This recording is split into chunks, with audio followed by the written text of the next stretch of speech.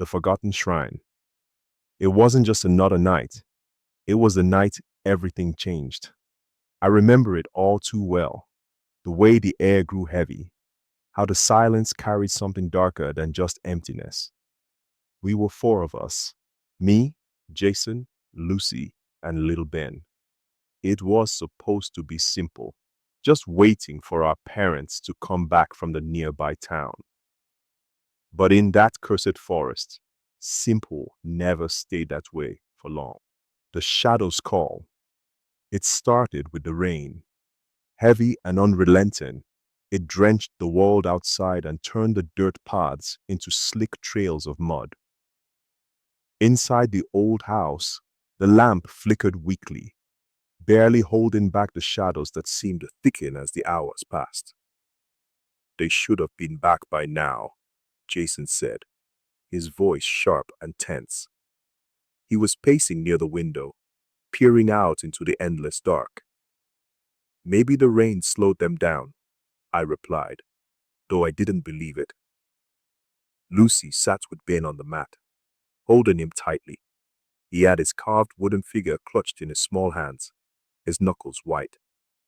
That figure, a guardian spirit, the elders said, was supposed to keep us safe. But I wasn't so sure anymore.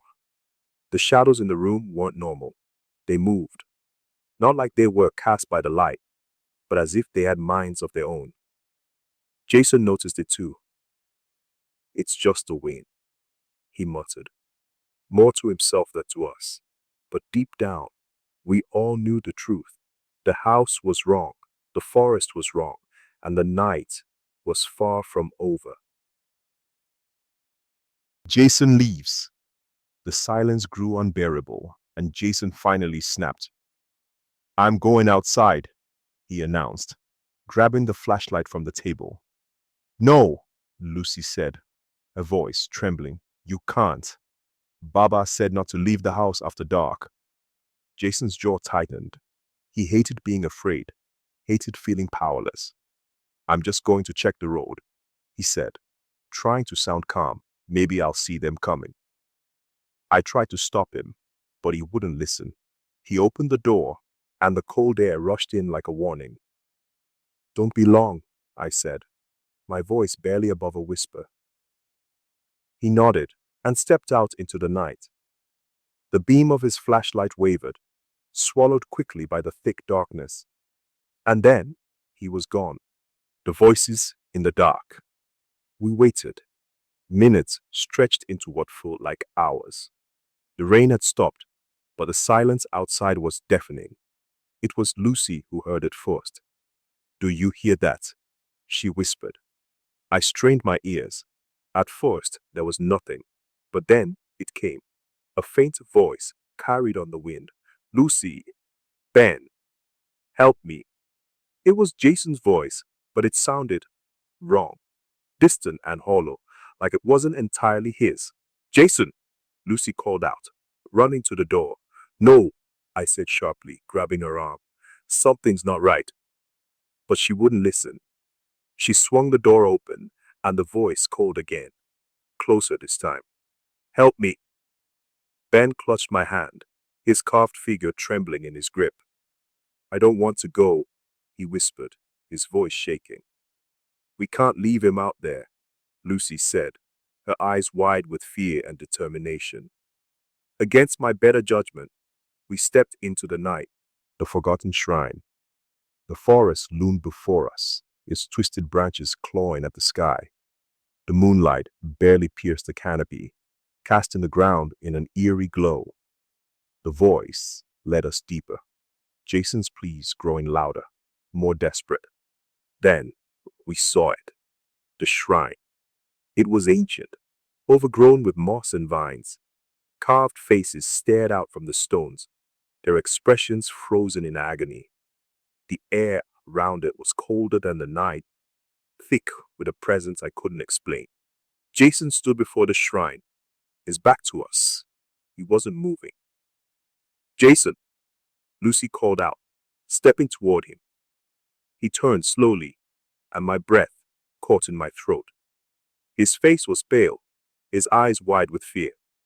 But it wasn't just fear. Something else was there. Something dark and hollow, staring out through his gaze. "They're here," he whispered, his voice barely audible. Before we could respond, the shadows around the shrine began to move. They rose from the ground like smoke, twisting into shapes that weren't human. Faces emerged, gaunt and hollow-eyed, their mouths opening in silent screams. "Run!" I said, grabbing Lucy and Ben. "We have to run!" But Jason didn't move. The shadows were closing in around him, their long, twisting tendrils reaching out like claws. The escape. We ran, the forest blurring around us as the shadows surged forward. They moved faster than I thought possible, their tendrils snapping at our heels.